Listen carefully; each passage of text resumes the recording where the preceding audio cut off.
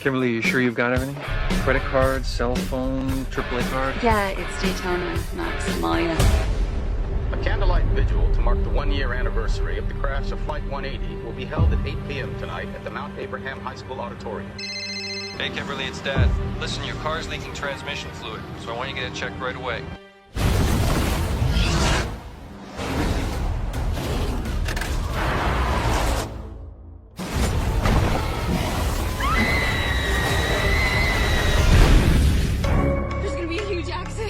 You guys all heard about Flight 180, right? Surely you must have read about the kid who had a dream about a plane blowing up. So he got all his buddies off the plane, and then the thing blew up just like in his dream. My premonition was just like his. You believe all this death stuff? What if people died in a freak accident last night? What if the other people are in danger too? If you put them on the list, they're already dead. You can't cheat death. There are no escapes. Hey, wait a second. New life defeats death. Follow the signs. I mean, where did you find that guy? They're next on death's list. If we don't find them, they're gonna die. Kimberly, look at me. You have to tell us. What did you see? Being alive after we were supposed to die, it caused an outward ripple, a rift in death's design. There is nobody after us but you. But Alex and I cheated death not once, but dozens of times. The design is flawed. It can be beaten.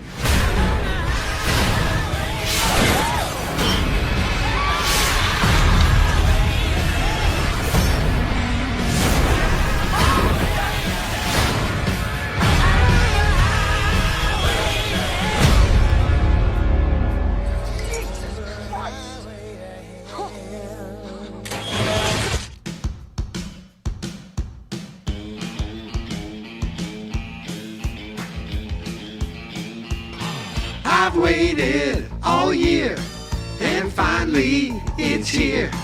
For 30 straight days, it's a month-long movie craze. That's right, I'm ready to post a podcast each day.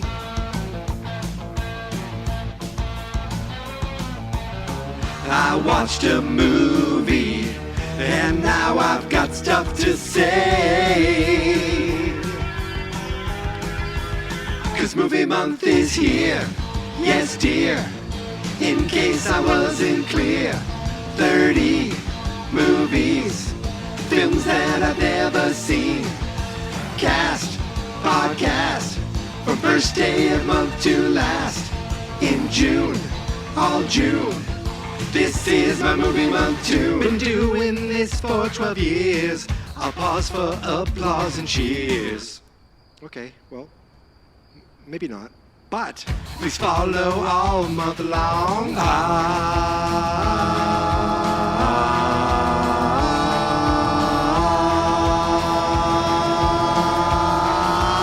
'Cause movie month is here. Yes, dear. In case I wasn't clear. 30 movies, films that I've never seen. Cast, podcast, from first day of month to last. In June, all June. Listen and subscribe is what you should do. Apple, Spotify, and yes, on YouTube. Listen and subscribe, come on, don't be rude. Listen and subscribe all June.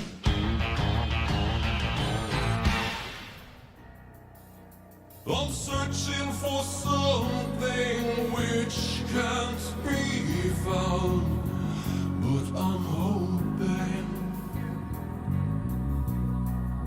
I still dream of Dad, though he died. Everything dies. Everything dies.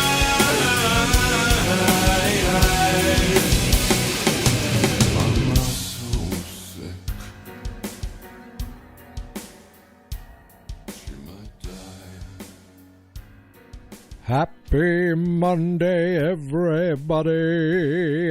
It's Monday, June 16th, which means for the 16th day in a row, I watched a movie I've never seen before, and for the 16th day in a row, I am here talking about that movie to you, the people of the planet of Earth.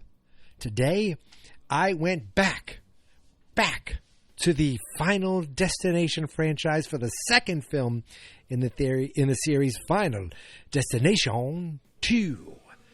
From 2003, it's crazy that 2003 doesn't feel like a long time ago, but again, these movies look so old. The style looks old. The like just the film grain looks old. It doesn't look like this. Maybe it's when digital filming came in that's changed things, but it just gives you that old feel. Like, but then I don't feel like even scary. What the hell's the name of the movie? Scream. That doesn't even feel as old now. Maybe there's lower budget. I don't know. These just feel like almost period pieces, even though it's 2003. It's just far enough away that it just feels like a whole different time. And yet 2003, I mean, I haven't matured since then. I've lost a lot of weight since then. I'm still in the same job. I'm still married to the same lady. It's like time, a lot of time has passed, but it doesn't feel like a lifetime ago. When you look at this movie, you're like, oh my goodness, this could have been, if you said 1989, I say, okay, I believe it. Except, of course, they did have some cell phones, some old-fashioned looking cell phones, but the world was a different place before everybody had a supercomputer in their pocket. And this is still that old world kind of feeling that, yes, it's, there's computers, there's internet, but it is like the infancy still. Even though I was on my job, which I do web design, I was already in my job for 4 years. It still felt like the beginnings of things compared to where things are now. Because again, internet was at home on your computer, sometimes through broadband or what was that? It wasn't. There was dial-up. ISDN, or was that it? There was another one where you still used your phone line, but you plugged in something and it was kind of high speed, but it wasn't that high speed. Wi-Fi was barely a thing, if not even a thing by then. It was just a different time. But here's the thing that knows no time, that knows no time period or technology. It doesn't matter. It's death. And death is back, and death is pissed. Death is pissed because last time it didn't finish the job, and yet this time it's back again. And what I do like is about this movie. First of all, I like this movie better than I like the first one, and there's reasons. Reason one: the better characters. The Devon Sawa is the lead character. I don't know if I liked him all that much, to be honest with you. It was a little too serious. This one goes more bonkers. The deaths are more violent. They're more exploitive. Exploitive. I don't know if that's the right word. But they kill I remember in the last movie they said there'd be an effed up god to have a problem go with this flight with babies on board. Well, they did kill babies in that one, but in the sky, far, far away. In this one, there's like a young teen kid. I'm like, well, they're not going to kill. Oh, he's dead. And I said, okay, I am into this movie. They are not pulling any punches. They are like, it's this fun Rube Goldian kind of like, okay, here's how it's going to happen. Oh, wait, not quite. And then there's the little fake outs, and it has me now I'm walking down my basement stairs this morning going, like, if I took a step down the stairs, and I wait 5 seconds, that 5 seconds could have been the 5 seconds that saved me from death, or it could be the 5 seconds that actually leads to my death. Like, there is not that it's a choice, that not every choice is live or die, but maybe it could be. Like, you don't realize, oh, I went on the deck just now, and I walked around and I came back, but it's 5 minutes from now, a bird comes in, would have smashed me in the head and knocked me over. I don't know. And it got me, like, everywhere I went, I'm thinking, okay, be careful, do this, don't, look both ways, all these things that could lead to my demise. And I'm like, God, if it's going to happen, can you wait till July 20th? Because I got a lot. No, July 22nd. Okay, because I have a lot. I got to get through movie month. Then July, I have Superman coming up. My wife and I just got tickets to the Back to the Future musical, so I got that going. We're going away to Maine for a weekend. I'm going to see Ghost in concert, and then I have a whole week's vacation. So once after the Ghost concert, I'm on vacation. If anything were to happen, at least I got all this done. That being said, I don't want anything to happen, so please, I'm going to knock on some wood that everything's fine. So this movie kind of starts the same way as the last one. There's an event where one person seems to have a vision about the event, and that leads to a panic that leads to some people having to kind of get stopped and not proceed in something they thought they were going to do, and then a giant accident happens, and all these people are saved, but that wasn't supposed to happen. So that now death comes back to start picking these people off one by one by one. What this movie does is it actually builds on the mythology that it's still related back to the first movie, because we find out that every single person in this movie is somewhat connected to, or somehow they worked on something that had to do with the death of the character in the last movie. Like one guy was a teacher substituting for the teacher who, died from her microwave exploding in her face. Another guy was like, oh, I was partying and I was supposed to, I forget what it was. They were all connected. Let's put it that way. So they had that mythology. But here's the thing I don't understand. I still don't understand what the F Tony Todd is in this movie. He's a goddamn, like mortuary guy, like the Undertaker. Not an Undertaker. He works in the morgue. He's a morgue attendant.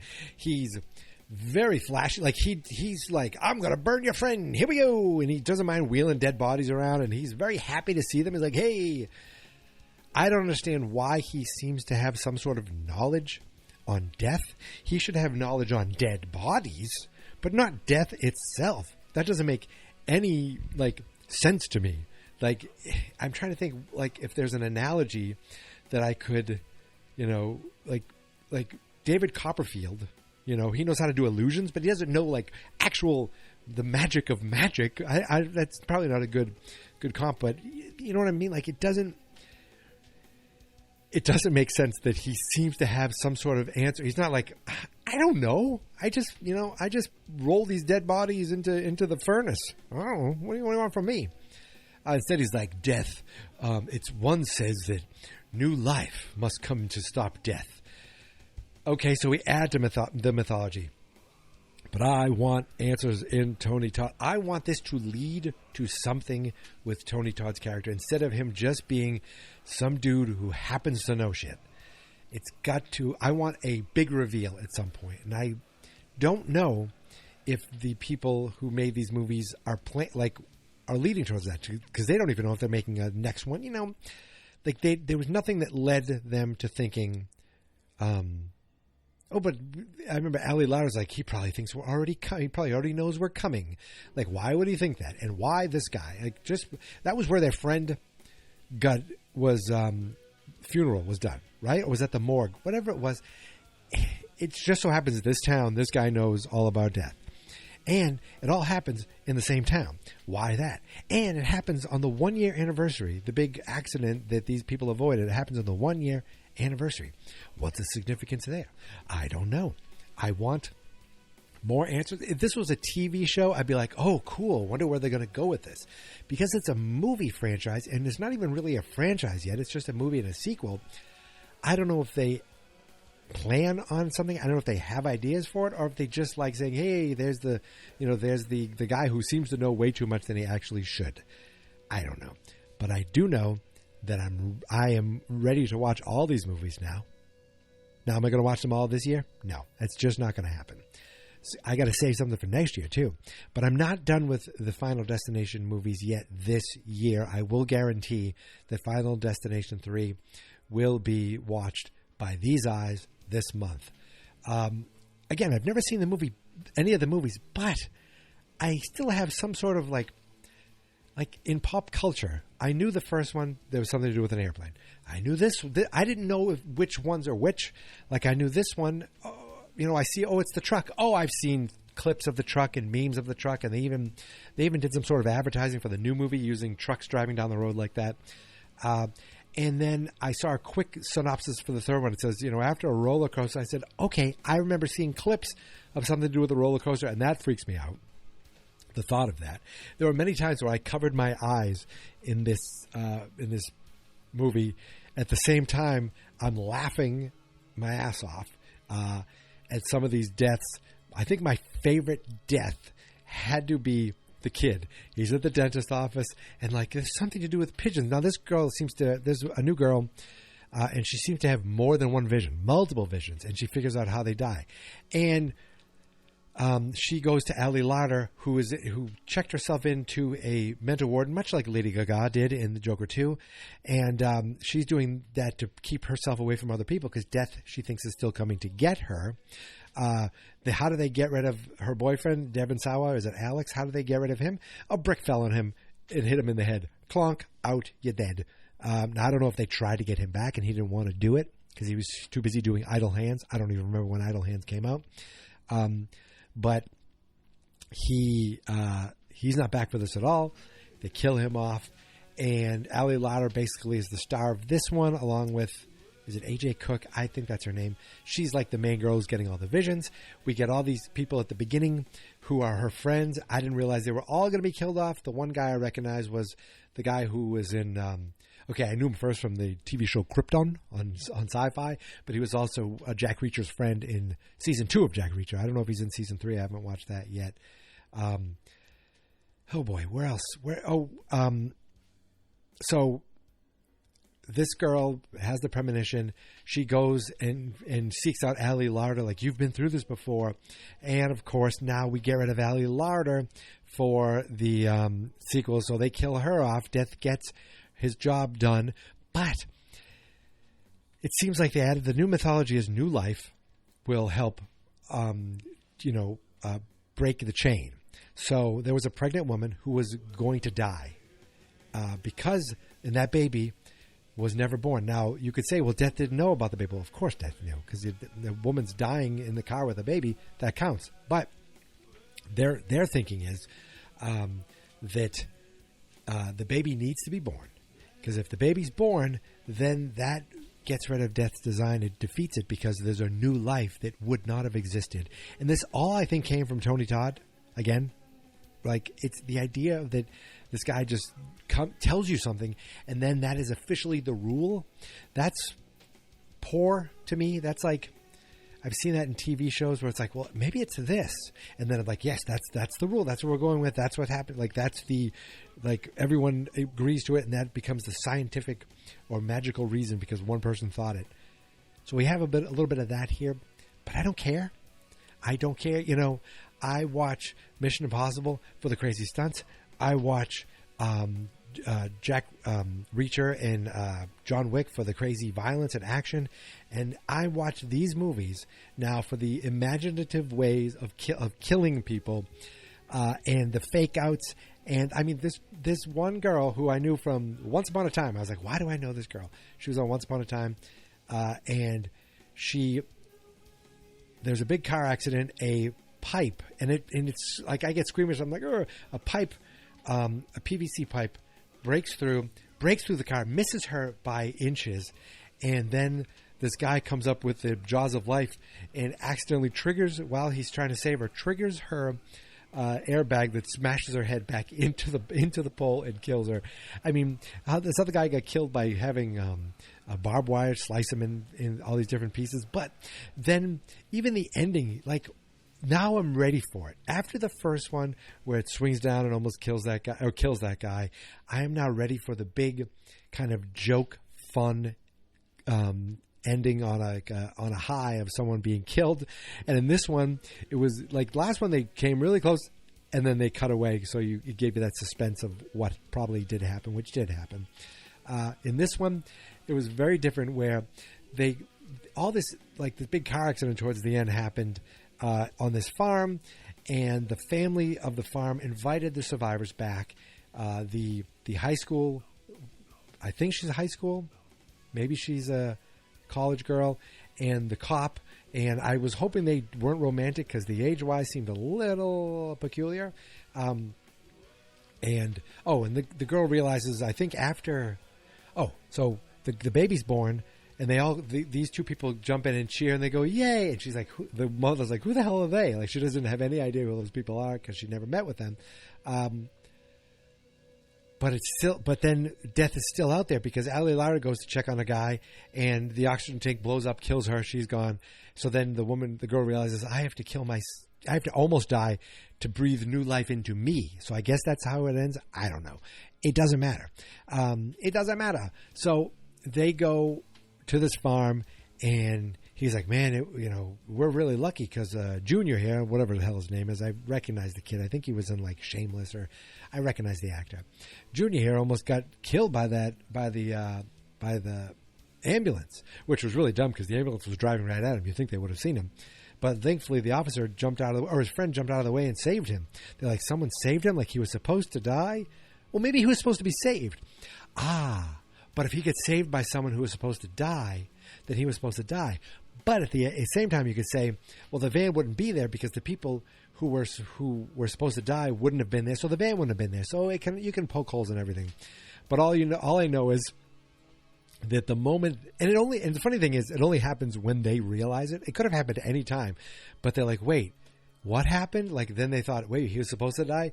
They both deadpan look almost at the camera while this guy's going to the grill. The grill explodes.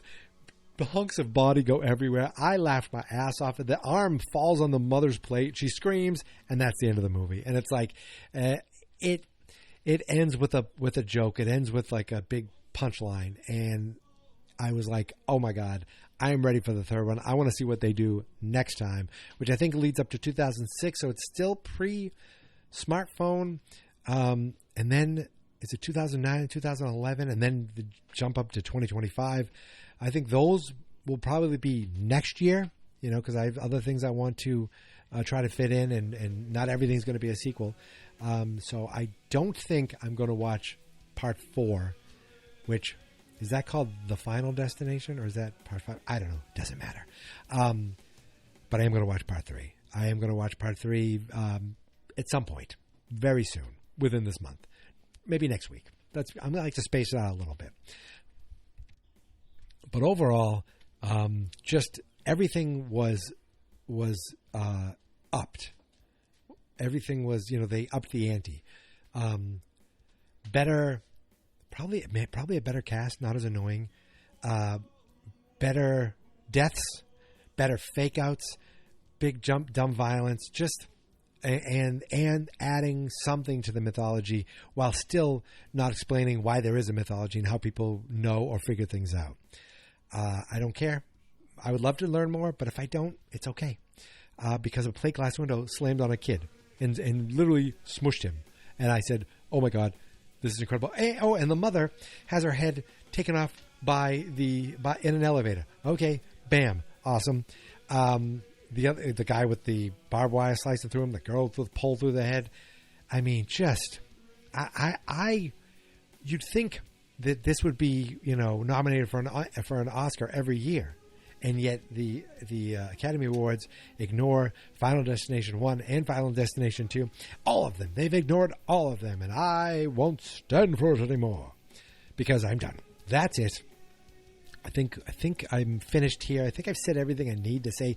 These aren't deep, movies where I have to think, well, why did they do that and what's going on here? It's just bonkers for bonkers' sake, with trying to build some sort of suspenseful mythology, I think. So, what's tomorrow have in store? I have to tell you, I don't know yet. I have a few movies I want to see. One movie that I was going to do tomorrow, I realized it probably is better suited for the weekend, so I'm going to save that. And I have some movies on the list. The only movie I know for sure is the movie I'm doing on Thursday, because I'm being joined by a special guest who requested this movie, Christopher. And of course, Chris, I can't talk about Final Destination without bringing up Chris, who has been talking about, like, for a guy that I know is like into really good movies, and I get poked fun of for liking schlocky shit. to find out that how much he enjoys these movies, he watches them with his daughter, and I think they went to go see the new one. So the fact that he is like the expert in these things is just it's surprising, and it also is very heartwarming. Just heartwarming. And he was texting me today that his daughter said 2 and 3 are probably the best ones. So I'm looking forward to the third one next time. Not tomorrow, but the next time I return to this franchise. But until then, you can find me on all the socials at Geek Mentality, except TikTok, which is Geek Mentality Mike. On YouTube, it's fans.experts. On Facebook, it's fans.experts. That's because all the podcasts that I do can be found at my website, our website, all the podcast websites. It started as a blog. It turned into a giant home for a bunch of different podcasts. fansnotexperts.com. That's it. I'm done. I need to get this episode edited and out to you, the people of Earth, and have a nice salad for dinner while watching professional wrestling. To be alive on a Monday. I will see you tomorrow, my friends, but until then, thank you for listening, thank you for subscribing and following and maybe reviewing or putting a little star on Spotify if you're there. But no matter what, thank you. And here is my theme song. This is my podcast, I made it. Geek Mentality's what I named it. And I think you should listen and subscribe. 'Cause I'm kinda funny and awesome.